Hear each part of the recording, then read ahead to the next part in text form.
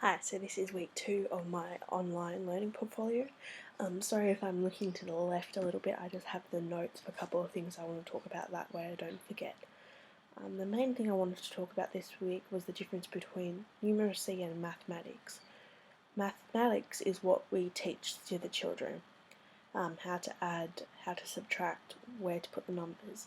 But numeracy, children develop using the information that we provide them, which I've never considered before. I thought it was just extremely interesting because it kind of shows you that we have to give them, the children, the information in a way that allows them to become numerate. We can't just make them do all this maths and then they'll definitely be numerate. That you can do the same thing for one child and they'll be numerate, but if you do not adapt for each child, they can really become not numerate. Also, how numerate is actually being able to use the maths in everyday life. We all know it's important for children to be able to use maths. It'll be helpful in other KLA areas such as science, geography, history, etc. But also just in everyday life, they really do need to be able to use maths, but they need to be able to use it in a way that makes sense to them. One example I was sort of thinking of is that a child knows how to do 10 plus 20, but if they're doing their shopping and they can't work out, oh, this costs $10 and this costs $20, how do I know how much it costs? Because it's not given to them as 10 plus add 20 equals 30. That was extremely interesting to me, and I've never considered it in that way before. I almost sort of saw it as the teachers developing numeracy rather than the students. Numeracy is priority, I've already spoken about that.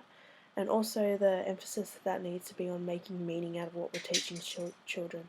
So rather than them just being able to do it, they have to be able to know what it means and how important it is.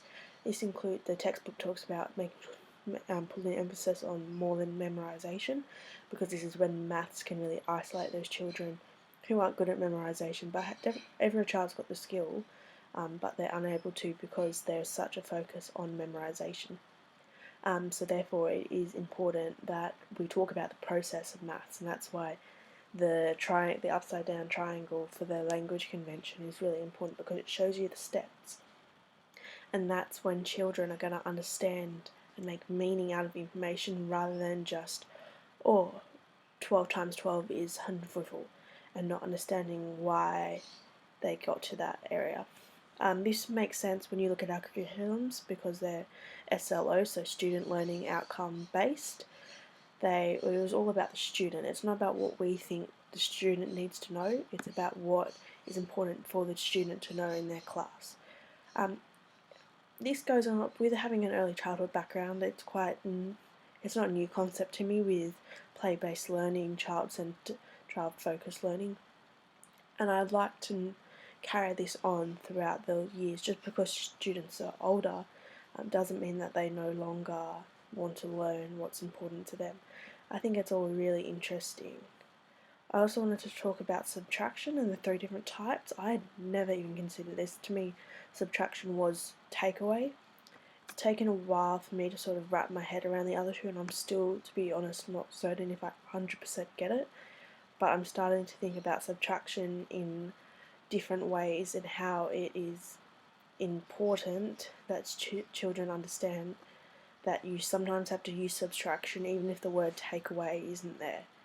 I wanted to, for the last week and this week, I want to develop a way for me to make sense to me to display the different strategies for both subtraction and addition. So that's something I'll be working on this week, and I'll put those into my blog to show and easy as a reference for me when I do start teaching maths about what strategies I can teach children.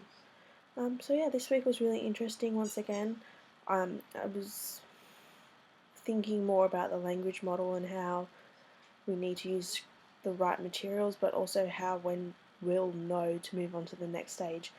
And I'm still thinking that do you slowly introduce the next stage, and in that way if the children understand you can keep going, but if you're not, you sort of bring it back again. So yeah, this was another really good week, and I look forward to speaking to you next week. Thank you.